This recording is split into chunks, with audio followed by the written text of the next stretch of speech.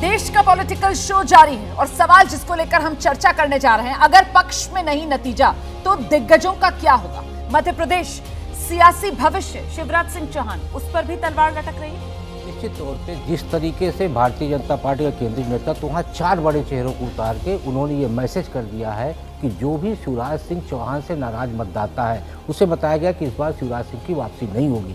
वहीं शिवराज सिंह की तरफ से जब अपने बुधनी में जाके कहा गया क्या मैं चुनाव लड़ूंगा, तो ये हुआ कि हो सकता है इनके समर्थक वोट कहीं भाजपा से दूर ना हो जाए, तो उनको भी बुधनी से फिर से विधानसभा चुनाव लड़ा दिया गया। 2018 में शिवराज सिंह को एलओपी नहीं बनाया गया।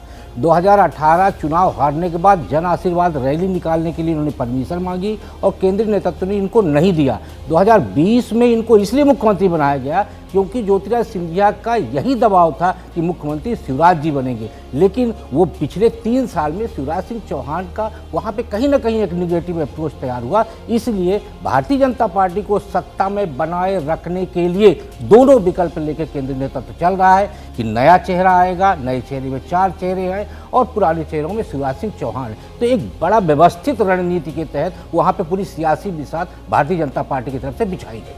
बिल्कुल, और इस बीच एक बड़ी खबर आ रही है, मैं आती हूँ आपको जी, आप भी अपनी बात रख दीजिएगा। अब जानकारी मिल रही है, सामने नया आंकड़ा सामने आ गया है। तेलंगाना में जो वोटिंग चल रही है उसी को लेकर वोटिंग परसेंटेज का ये नया आंकड़ा। तेलंगाना में 119 सीटों पर जो वोटिंग हो रही है सुबह 7 बजे से दोपहर 1 बजे तक का आंकड़ा 37%।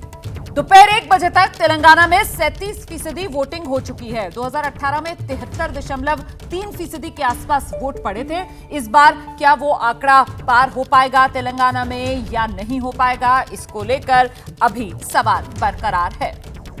और देखिए, जिन 5 राज्यों के चुनाव को 2024 के लोकसभा चुनाव का एक तरीके से सेमीफाइनल माना जा रहा है, उनमें से 4 राज्यों में जमकर वोटिंग हुई है। आज तेलंगाना में वोटिंग हो रही है और इससे पहले राजस्थान में ये वोटिंग प्रतिशत के आंकड़े आपके सामने 74.62% वोटिंग, मध्य प्रदेश में 77.15% वोटिंग, छत्तीसगढ़ में आप देख रहे हैं 2018 में 76.131% हुई थी और इस बार 76.45% बढ़ोतरी यहां पर। मिजोरम में 80.66% 18 में हुई थी और कमोबेश उतनी ही इस बार के चुनाव में भी वोट पड़ा है। तो देखना दिलचस्प होगा कि क्या तेलंगाना में पिछले चुनाव का रिकॉर्ड टूटेगा। ये भारी मतदान जो हो रहा है पिछली बार के मुकाबलों से जो बढ़त देखने के लिए मिल रही है, इसका असर क्या होगा। आखिरकार ये बढ़ता मतदान किसे इत्मीनान और कौन परेशान। अक्कू जी, निश्चित रूप से बढ़ता मतदान का जहाँ तक सवाल है वो इतना बड़ा अंतर नहीं है जिसमें कि ये कहा जा सके पुरानी थ्योरी के हिसाब से कि अगर मतदान बढ़ता है तो वो सरकार के खिलाफ होगा। ये पुरानी थ्योरी है, लेकिन अब ऐसा नहीं है क्योंकि मतदान भी बहुत ज़्यादा नहीं बढ़ा है। तो हाँ, ये जरूर है 1-2% अगर बढ़ता है तो ये कहा जाता है कि महिलाएं बढ़ चढ़ के निकली हैं, जैसे मध्य प्रदेश में था। तो मध्य प्रदेश में ये माना गया कि महिलाओं ने बढ़ चढ़ के वोट दिया है और वो शायद शिवराज के लाडली योजना बहना की वजह से और उससे बहुत ज़्यादा हुआ। वहाँ पर इसी तरीके से आदिवासियों में आदिवासी 20% है, उसको लेके बहुत ध्यान दिया। मैं खुद घूमा हूँ तो आदिवासी के खिलाफ मैं जानबूझ के माइक डाल के मुँह में कोशिश की कि कोई तो विरोध बोल दे, नहीं हुआ।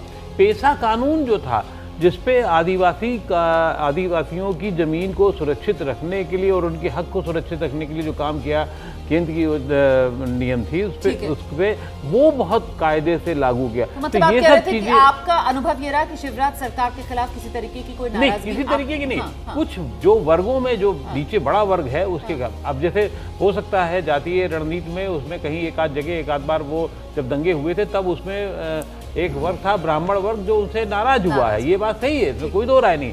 बाद में आज तो एग्जिट पोल का दिन है और शाम 4 बजे से एबीपी न्यूज पर बड़ी कवरेज दर्शक देखेंगे। सुप्रीम एग्जिट पोल, उसमें आपको एक पिक्चर मिलेगी और वो एग्जैक्ट पिक्चर जो है वो एग्जैक्ट जो नतीजे होंगे, हम उम्मीद कर रहे हैं कि उसी का एक झलक, एक ट्रेलर आपको शाम 4 बजे से मिलना शुरू हो जाएगा एबीपी न्यूज पर।